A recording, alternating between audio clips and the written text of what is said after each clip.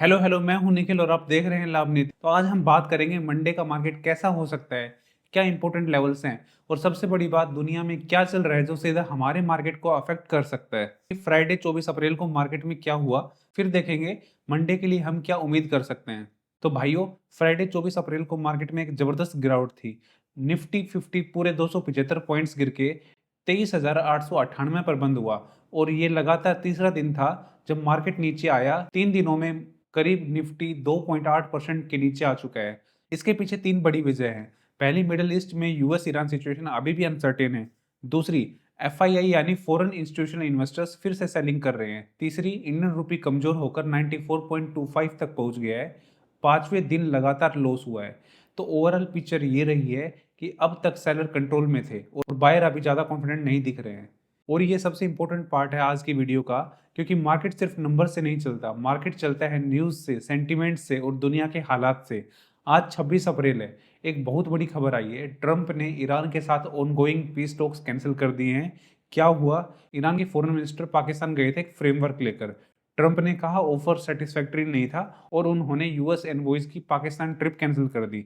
मतलब जो 2 हफ्ते का सीज फायर था, जो एक्सटेंड हुआ था, अब उसका फ्यूचर बहुत अनक्लियर है। सीज फायर ब्रेक होने का डर बढ़ गया है। तो दोस्तों, स्ट्रेट ऑफ हर्मुज ये वो जगह है जहाँ दुनिया का करीब 20% क्रूड ऑयल गुजरता है। वहां अब सिर्फ 16 शिप्स रोज जा रही हैं, नॉर्मल से बहुत कम। यूएस नेवल ब्लॉकेड चल रहा है ईरान लिंक्ड शिप्स पर। इसका सीधा मतलब है ऑयल प्राइसेस का प्रेशर, ग्लोबल ट्रेड अनसर्टेनिटी, और अगर सिचुएशन और बिगड़ी तो हमारे मार्केट पर इसका बड़ा असर पड़ सकता है। इंडिया एक बहुत बड़ा इंपोर्टर है, तो मंडे की ओपनिंग के लिए ये सबसे बड़ा वाइल्ड कार्ड है। इस न्यूज पर नजर रखना बहुत जरूरी है। अब बात कर लेते हैं लेवल्स की। याद रखें, ये सिर्फ एजुकेशन एनालिसिस है, कोई ट्रेड रिकमेंडेशन नहीं है। आप अपना खुद का सेटअप बनाएं और फिर ट्रेड करें। वहीं निफ्टी 50 फ्राइडे को 23,898 पर क्लोज हुआ। मार्केट एक डिसीजन जोन में है। ऊपर की तरफ 24,080 से 24,200 पहला रेजिस्टेंस जोन है मंडे के लिए। वीकली रेजिस्टेंस 24,380 है। अगर ये ब्रेक होता है तभी मीनिंगफुल अपसाइड मूव पॉसिबल है।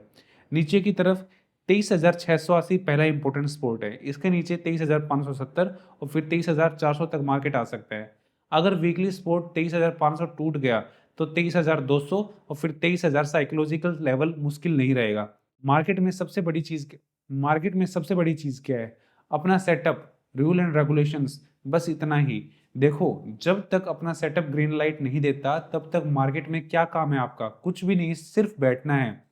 बहुत लोग ये गलती करते हैं, सेटअप नहीं बना, सिग्नल नहीं मिला, फिर भी ट्रेड ले लिया। यही ओवर ट्रेडिंग है और ये ओवर ट्रेडिंग ने सबसे ज्यादा पैसे मार्केट में लोगों के डुबाए हैं। आज का सिनेरियो देखो, ईरान की न्यूज अनसर्टेन है, एफआईआई सेलिंग कर रहे हैं, रुपी कमजोर है। ऐसे में जो बैठ के वेट करता है वो स्मार्ट ट्रेडर है। पेशेंस कोई वीकनेस नहीं है, ये एक स्किल है और बहुत बड़ी स्किल है। मार्केट को जल्दी नहीं होती, वो अपने वक्त पर चलेगा। तो आप भी अपने सेटअप का वेट करो और जब सब कुछ अलाइन हो तब एग्जीक्यूट करो, नहीं तो हाथ रोक कर रखो। सार ये है, इस हफ्ते का सबसे बड़ा फैक्टर होगा US Iran situation. Cease fire रहेगा या टूटेगा, इसी पर मार्केट का मूड डिपेंड करेगा। की लेवल्स याद रखें, निफ्टी के लिए ऊपर 24,380 और नीचे 23,580। बैंक निफ्टी के लिए ऊपर 57,000 और नीचे 55,000। मैं आपको बता दूं कि ये सिर्फ एजुकेशन एनालिसिस है। कोई भी ट्रेड अपनी रिसर्च, अपनी समझ और अपने सेबी रजिस्टर्ड एडवाइजर की सलाह से करें। थैंक यू, मिलते हैं अगले वीडियो में।